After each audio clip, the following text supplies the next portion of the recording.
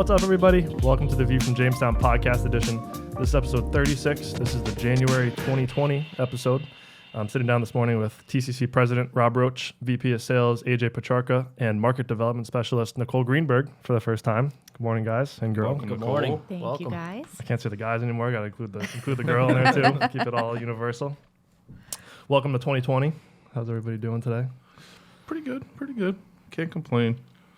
It's a new year, so we better enter it with optimism. This is officially the third year of the TCC podcast. Wow. Started in 2018. Wow. I think April is the first one, so that'll be our 3 year or 2 And this year. is our brightest episode. Yeah. Yeah, we get like a camera. You this guys way are to see all what we're glowing seeing. like aliens. Can't imagine what I look like. But what's new? What's happening? How we feeling going into 2020 here? I know we did a little bit of a wrap up of 2019 and kind of a little intro to 2020 in the December episode. But how are we feeling now that it's officially 2020? Seems like this is my first workday back since we had our last episode. True. With the way the holidays fell, it seems like everybody took the last half of December off and even into the first part of January here. But just getting back into the swing of things. Yeah, same. I feel bloated. 2 weeks of eating and drinking and, working, but not a lot. Not a lot going on. There wasn't a lot of people to contact. Seemed like for the first time, there was a real downturn at the end of December with no communication, no sales. People would place their orders if they needed them, but companies shut down 2 weeks this year. So really, I think Monday the 6th, is probably when things are going to really start to kick in. Yeah, I think the Wednesday holiday is kind of weird. Companies just take it as a kind of 2 week hiatus, shut the plant down, do maintenance or cleanup or whatever the case might be. It seems like it was pretty quiet. Yeah, a lot of people here, even at TCC, had to travel home long distances, to be with family. So sort of makes sense. They need that time. Yeah. Obviously, Nicole Greenberg sitting down for the first time. Appreciate you being on this morning. Well, thanks for having me.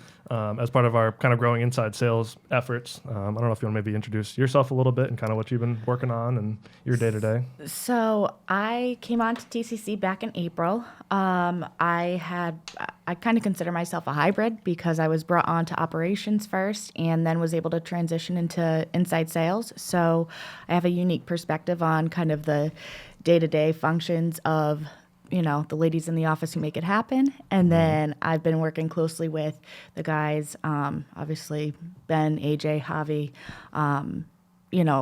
inside sales-wise, and get to see how that role functions. So it's been a nice transition and being able to see kind of how the two parts of the job flow together and, really work to make the magic happen. Yeah, I think you can speak for most of the sales team saying that's good having someone in that role kind of dedicated every day looking at tying technology and new products that we have coming on and growing existing products. It seems like it's been a good fit, and we're looking forward to expanding that. Yeah, definitely. Do you think it worked out well? Because, you brought institutional knowledge to sales that probably you wouldn't have if you just jumped right into sales. Loading trucks, pounds, kilos, super sacks, small bags, weights, etc. That's got to help some. I wouldn't have done it any other way, to be honest. I think coming into it is intimidating enough, not having a traditional chemical background and being able to kind of see the different products, how they're managed, how they're brought in, what kind of challenges you can face on the operations side, really give you a unique perspective going into more of a sales role. To take all that into consideration. So, I think it was super beneficial. That's great. And was convenient for us, too, because we lost somebody at that time and needed the coverage. So thank you for that. Yeah, no, thank you. And then one other obvious thing is that Nicole's going to have a baby. Yes. Pretty Well, soon. You probably can't see it, but we're under 100 days now, so. Wow. Yeah, I know. Congratulations on that. No, thank you. So we'll be missing her for a few months, but that's all right. Baby needs the time. Yeah, you can't get rid of me that quick, though. But so jumping into 2020, I think one of the biggest kind of lingering things coming out of 2019 and something that I think a lot of people expect still to be going on in 2020 and something we got to keep an eye on is the really global trade flow and kind of issues in different regions. Obviously, the biggest one at the U.S. is the China situation. A quote-unquote phase 1 deal is supposed to be signed mid-January. Obviously, we'll see if that actually comes to fruition, but that's kind of the plan now. People saying it's not really going to change a whole lot day to day, but at least we'll kind of ease the tensions and kind of be a show of good faith to coming to a resolution at some point, in the coming year. Seems like it's the first step towards any kind of resolution, right? I mean, this has been a long time coming, I think, for the phase 1 deal, but... So just to keep it simple, we're still paying, 25% everything that imports from China? Yep. Okay. Yeah, I don't know that the phase 1 will change much as it affects the chemical industry, right? I mean... It basically just stops, I think, future escalation. They're kind of saying, hey, we're going to come to an agreement. Let's talk this out. Let's figure out what's best for both sides. But it's still kind of status quo for business operations and tariffs and things like that, as far as we know at this point. It's been interesting the last, couple of days and kind of wrap-ups of 2019, looking at data and GDP. I mean, the U.S. stock market's up. Other than that, when you look at the comparison, I mean, really, the U.S. hasn't made out very well. It kind of seems like as we're kind of wrapping up. But the stock market is unbelievable. It's almost like, it almost feels like in 2008 when you could just sign and get a loan for $1 million, it's surreal, like at that time, you could get a loan without income, without having a job, it was surreal. And I saw a lot of people get caught up in that and fail. And it almost feels like this, every day is a new record. It almost feels surreal about the stock market. And so I don't know. It makes me a little nervous for sure, And then where do we go from here? I think that's what everybody's asking. We keep breaking records. Are we going to go to 30,000, 35,000? There's no doubt that Apple's doing well and they're selling a lot of phones and they're a star of the, of all the stocks right now. But, the values are, greater than mid-sized countries of these businesses now. It's unbelievable. So, but anyway, that was the only thing when I look at the stock market and every day it's up 140 points to, just under 28,000. Wow. This is unbelievable, So it just doesn't feel right. And it seems like the one thing that the U.S.-China whole situation has told pretty much any company is, as we always talk about with security of supply, whether it's raw materials you're getting from China, make sure you have other sources. If it's something you're producing in China, make sure there's capabilities elsewhere in the world because stuff happens, whether it's trade or God forbid a plant explodes or something like that. You got to really make sure your supply chains are as secure as possible. Yeah, we're seeing it on our business level, in Latin America, in Europe, and other Asia, the cheapness of goods from China, and they're just dumping this stuff in. So I guess it's kind of good news for us that things will at least remain status quo, but it's not good for the rest of the world, and that they're going to still get this tidal wave of goods from China because they can't ultimately end up in the USA without, a significant tariff burden. Yep. So that's not really good news for everyone else that's trying to compete in a world market with these Chinese that have these drastic, massive plants that they just need to keep pumping out product from. So it's and also, back to, again, on our company scale, December was horrible. It was our worst December in years. Yet the stock market continues to go up, and I'm talking to CEOs and presidents of other companies. All of them are telling me the same thing. It was not a good year, and it was a horrible end. So something's not sort of lining up here with, you would expect with a record stock market that you'd have, record sales, record, prices even because demand would be so high, but it's not lining up. Yep. And it'll be interesting to see, today's Friday, so by the time this will come out, it'll be kind of the first full week of January. Everyone should be back to work, plants should be back up and running. We'll see kind of how busy it is, or maybe not busy. Well, I don't know how long we want to further this conversation, but we already see a strong January. So, I think there's some pent up demand here. I definitely feel that we're going to have a strong first quarter, even a strong January. But I think that's because people have been sort of lowering inventories and being more cautious, and there's going to be hopefully that demand kick in. And I think, based on our office meeting this morning, if you have local inventory, it's going to get sold. People are going to need it. Yep. people aren't planning those long-term supply chains like they used to from China, et cetera, tariffs, concern over the economy, et cetera. So that's why we're building our inventories and making sure we have our customers covered. I think that's a good bridge too, and kind of what we're seeing for 2020 as a whole. I mean, I think January is a good time, put goals in place, start thinking about what's coming up for the year, what we're looking to accomplish, new things. What are some of the top trends and expectations you guys have for the upcoming year? I know security of supply is a big thing. I think we see a lot of companies focusing on their sustainability initiatives and the whole circular economy, being able to reuse different products that are being produced. What are some of the big things coming up? Sitting here today, it's the escalation with Iran, with the killing of the Soleimani or whatever this morning. I mean, we've already seen oil go from, low 60s, where it was up from 54 to 63 and change, or, within hours of this information coming out. It's scary, So security of supply is what we offer as a service in supplying our customers, in that we try and, navigate the geopolitical issues of the world in order to make sure our customers are supplied when they need it at a fair price. And so this is going to be another important year for supply security, I think. Yep. I don't know, AJ, you deal with a lot of, obviously you manage a big product coming from China, and you kind of oversee a lot of different imports from different regions. I mean, what's kind of the temperature, how are suppliers and people kind of globally feeling about sales and trade and wanting to, bolster relationships and things like that? Has it been people are eager to do business? Is it kind of taking a step back? The Chinese, I feel, are very eager to do business. They want to ship product here because there's less of it coming here than in the past. Kind of on a micro level, we're seeing a lot of tightness on vessel schedules. We're coming up to the Chinese Spring Festival, where they essentially just shut down. I think it's January 24th through the 30th or something like that. But so if you don't have stuff on the water by now, it's probably not going to be here for another 10 to 12 weeks with the vessel tightness and the shutdown coming up in China. But yeah, they're eager to do business. A lot of folks here are eager for other sources outside of China. But other than that, our business from China is pretty status quo, because most of what we buy is really only available there. Yeah, looking across the pond, the Atlantic to Europe, I mean, they're desperate for volumes for the U.S. I mean, things are really slow. Demand is really off in Europe, and they need to place it elsewhere. And also demand is off in China.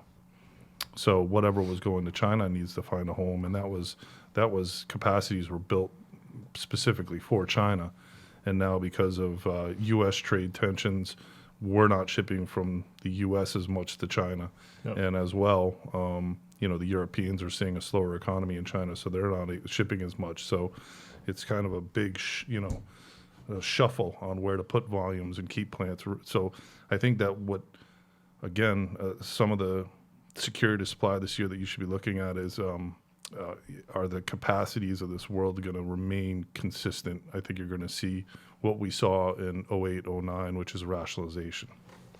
And Nicole, I think from an inside sales perspective, I know you personally, as well as you and working with other people, oversee and are doing yourself, cold calling and looking for new business and things like that. I mean, what's kind of the temperature some people you're talking to? Are people excited to, look for a new source? Is it kind of hesitation? Has it been difficult? What's kind of your attitude towards it all? So I've found that a lot of people are looking for domestic sources of supply as opposed to importing, just because they're saying, well, with the tariffs and, price increases and even lead times, I think that, and even they just want a second source supply within the U.S. that they can rely on, because they're like, well, if something happens, I need a backup. Yep. So I've seen a lot of that, but it's tough because I think some people are just putting their feelers out if they haven't already run into a situation where they've need to call on that. But I think we'll definitely see more of that, especially in the coming months as things start to tighten up. So, yeah. Which I think goes back to what you said with having inventory locally, having inventory in stock versus looking at lead times and imports and things like that. Yeah, I think that businesses, the capacity of businesses today are so massive that they have to react to a slowdown with turning back, volumes, or actually turning them off. Yep. We saw that in 08, 09. We're now, 10 plus years past that with new capacities, greater capacities, larger capacities. And so I think that there's going to be some disturbing rationalizations, disturbing of the market rationalizations in this year, because you simply can't, it's, they call it economic force majeure, but you can't continue to sell stuff at a loss. Yep. It's massive volumes every month at a loss. So, honestly, yeah, I think we're at a low right now in terms of pricing, and we're going to be moving up from here based on capacity rationalization and probably some increased geopolitical risk. Yeah. And one thing, and the effect of that. I think one thing to mention quick too, and maybe do a separate episode or maybe feature on the next episode when Javier is back, is the USMCA agreement, the new NAFTA, as they're calling it, passed through the House. I guess it's in the Senate now, looking at approvals. From articles and things that are out, it seems like 80 to 90% of it's kind of the same. If it was zero tariff, it is still zero tariff moving through the U.S., Mexico, and Canada. But something to keep an eye on to see how that approval process goes, and how it's really going to affect, especially the U.S. and Mexico relations. Absolutely. And then there was also this recent thing with France, the luxury goods from France to be tariffed, and there's a lot of tit for tat for different rules and changes in Europe. We're tariffing products based on the internet changes and blockading U.S. companies, or not allowing U.S. companies to participate in things like that. So you have to pay attention to the news every day. It almost has to do like a daily podcast to keep up with all this trade stuff. It changes that fast. It's unbelievable. Yeah, we could focus on any one of those things and have a full podcast about it. Price updates and trends coming into January, coming into 2020. Seems like stuff's maybe up a little bit coming into January. Crude oil is up. Nat gas is kind of flat. Obviously, the stock market was up coming in December. You guys kind of agree? Seems like things are coming up a little bit. Yeah, I don't know what you think. Flat to up, I'd say. Yeah. Nothing setting the world on fire, but I'd say everything's pretty flat to up right now. Yep. Yeah, I think I'd agree with that. It's there is some tightness in certain markets, but other than that, I think what we're going to see is coming February, March, with if crude oil remains at this 60, 65 level, things are going to come up, because all the things that are based off of petroleum will obviously move up. So yep. You probably should anticipate higher prices. Featured products on our end coming into January. Obviously, we're excited and looking forward to moving our whole portfolio of plasticizers in 2020. Biggest one and one of our big focuses now is DINP. Right. Excited to move both bulk and packaged material, especially January, February. Definitely one we're ready to talk about, ready to move. Yeah, I mean, the DINP, the high phthalates panel, which include ExxonMobil, Techner Apex, Evonik, submitted testing, U.S. testing, tox testing. I think if you're in the plasticizer or flexible vinyl world, you know that ECHA already gave the blessing to DINP and things other than toys in Europe. There's been a lot of marketing that's created headwinds for DINP, but really the only issue today is the fact that you have to label it if it goes to California. But there are 3 specific use determinations, carpet backing, roofing, and tile, that doesn't need labeling. So already there's been some weakness in the applications, I would say, or there's been some weakness in the enforcement of the labeling, in the fact that there's specific use determinations. So there's not exposure to DINP, which I have to repeat, the exposure of DINP so far is irrelevant to our health, for the most part. So there's been a shale gas, ethylene play to go to DOTP to make money off these. It's just not as good a plasticizer. DOTP is not as good as plasticizer as DINP. That's generally known. So we're just trying to let everybody know that DINP is still needed in flexible vinyl, because the demand is there, the world scale plants are there, and we have that product. And it's interesting to see, just at the end of last year, how so many companies that had switched to DOTP came back to us and said, we want to get back into DINP. We're having problems. We're having issues with our finished goods. Our customers are complaining. We really want to focus back on DINP, and have done so. So it's kind of exciting for us to see those headwinds wane and get back into having technical, real discussions, not emotional discussions about the plasticizers that we sell. So it's we're excited to continue with Evonik in 2020 and promote this product. I think historically there's been a lot of bad info out there about phthalates and DINP, and last maybe Q3, Q4 2019, a lot of good info is coming out, a lot of actual scientific data coming out saying that these plasticizers are okay to use. Absolutely. So a lot of good info coming out. We'll put our own page up with info that's come out from these reports and put that info out there. So it'll be good to that'll be coming soon. I mean, we don't want to say ours is less toxic than anyone else's or whatever. I mean, we're humans. The chemistry in our environment builds up in our bodies in different ways, and to say something's a non-phthalate, therefore it's not toxic, goes against science, the rule of science. You really just don't know unless you do the testing. And this is a product that's been around for how long? I mean, 40 plus years. Yep. And really, let's get back to a technical discussion. Let's talk about a technical discussion. The best general purpose plasticizer available. Okay, it's probably DINP, I would say, most commercially available, best performing general purpose. Doesn't have the labeling requirements of DOP, doesn't have the migration issues of DOTP, doesn't have, it's an excellent product. So let's get back to talking technical. Yep. Events, trade shows, conferences coming up. I know Thanksgiving to New Year's-ish is always pretty quiet on the trade show front, but now it's January, and I think spring's definitely a busy time for those shows. So a couple good things coming up, maybe more towards February. Yeah, so we have the World of Concrete, February 3rd through 6th. Ben and AJ, yours truly, will be walking that. Anyone going to be in that area or attending that show, feel free to give them a buzz, set up some meetings, schedule some fun stuff. Yeah, they really just want to go to Vegas. Yeah, we'll golf with you if you guys want to. I know Let it's us not. know. Yeah, the weather should be good there for that. It is. It's a massive show, though. I think it'll be interesting to see. Actually get there and see what it's like day to day at that show. It's gonna be interesting. Yeah, it'd be my first time there, so I'm anxious to see what it's like. Yeah. Well, I'm sure you guys will have fun. The International Roofing Expo, that is February 3rd through 5th. We have Ken and Corey representing TCC. They'll be walking. Following that, we have the Specialty and Custom Chemicals America show in Fort Worth, Texas, February 10th through 13th. We're going to have a booth there, so look out for TCC on that one. And that's a great show. I think we saw an email come out that they were like 30% ahead of where their registrations were from the year before. This is the second year it's been in Texas, so they have the Texas version and the South Carolina version. So second year that it's been in Texas, expecting it to be very well attended. It's good to see a chemical show being successful, you know. Definitely. We have the NACD Southern Regional Meeting, February 24th through the 26th, and Corey Mullins will be attending that conference. The big one, AFPM, March 29th through April 1st in New Orleans. We've got several attendees from TCC going to that. Yep. There's going to be an awesome golf outing and cocktail party. I know everyone's looking forward to that. And a ton of meetings set up across the board for everyone. So expecting to have an awesome turnout to that.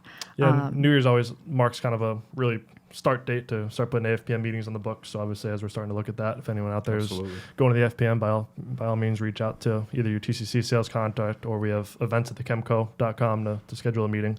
So please reach out. Looking forward to starting setting those up. Awesome. And last but not least, we also have the American Coding Show, March 31st through April 2nd in Indianapolis. We have a booth for that. And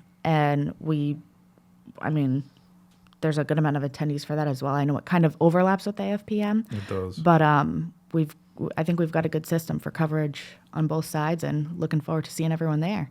Yeah. Yeah, it'll be interesting to see what attendance looks like. I mean, there's a little bit of overlap with AFPM, maybe kind of different focuses too, but we'll see if people are going to go do both, or, if maybe one's a little less well attended than the other. I know in our company, some are doing both, some are leaving a little early and getting to Indianapolis and to take advantage of the show. Some are leaving just on time, but it is an overlap, and it's going to be, like you said, it's going to be interesting to see how people handle that. I think the other interesting too is that AFPM is in New Orleans this year versus San Antonio. Yeah. So that may affect, people may take a year off they don't like or want to go to New Orleans, whatever the case might be. So right. Or maybe they want to go to New Orleans and it might boost the number of people there. But what I find is if the chemical economy is doing very well, AFPM, EPCA, APEC, APLA are gangbusters. And as soon as there's sort of some softness, which, we're hearing a lot of companies are cost cutting out travel expenses, et cetera. I think it might be a little weaker of a year this year at AFPM. So, we'll see. But New Orleans it's a great spot to visit. So it might motivate some, might do the opposite. Some people, you're right. Some people just don't like it, so they might not go. Yep. But we'll be there. We got golf. We got cocktail parties. We got dinners. We'll be there. We'll be there. And wrapping things up, so inside TCC news and kind of things going on with us. Obviously excited to welcome a new EH&S hire within the Alex company. Riel. She started this year, and Karen Benson, our general counsel, has been covering our EH&S, for about the last 4 or 5 months or so. So excited to find the right candidate and to have her aboard, and more and more documents to fill out, more and more verifications and quality audits and everything. So it's a really important position in TCC. Glad to have her. Yep. And then that seems like things are going pretty well personnel-wise, and the property looks great. Doing some little things here and there on the property, but it seems like all else is going pretty good. Yeah, it's nice to have sort of a warmer winter now. We sort of got slammed with a real cold winter, a lot of snow and ice, and right around before Christmas, it sort of broke, and we've been sort of 6 degrees Celsius, 40s, 45 degrees Fahrenheit, somewhere in there. Like, been nice. It's comfortable to be outside with a jacket on, and so it came in like a bull, and sort of hopefully it'll go out like a lamb. I could use some snow though. I could get up on some skis maybe. Yeah. I think there's pretty good snow in Vermont right now. Yeah, I think so. Yeah. But you got to go north. That crazy ocean landscape, we get 2 inches. Vermont gets 2 feet. That's right. Crazy. That's right. Drive 3 hours. It's totally different. Anything else? Wrapping things up. No, excited for the new year, 2020. AJ made a good point about signing checks and things right now, and don't put just 20. Yeah. Because people could put 2016 or whatever. I don't know what the point of that was, but it seems to make sense. Just write the whole year out, 2020. Don't just put 1/3/20. Just the security thing. Yeah.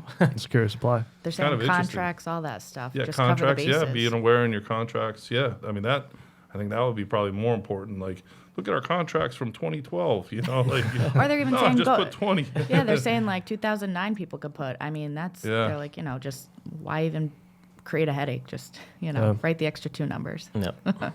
This is a little bit like the turn of the century. Remember that panic about Y2K. Y2K. Less of a panic for this one. But as always, appreciate you guys sitting down this morning. And Nicole, thank you for joining us for the first time. Yeah, thanks. Yeah. It was fun. Let's make her a regular. Yes, absolutely. You know where to find me. But as always, appreciate you listening. The podcasts are available wherever you do stream your podcasts. The iTunes, the Android podcast store. We do have them up on the chemco.com/podcast. As always, thank you to the Kettle Bottom Creative guys for the recording, for the video. Always a pleasure working with you guys. And we will catch you next month. Thank you. Thank you. Bye. Bye.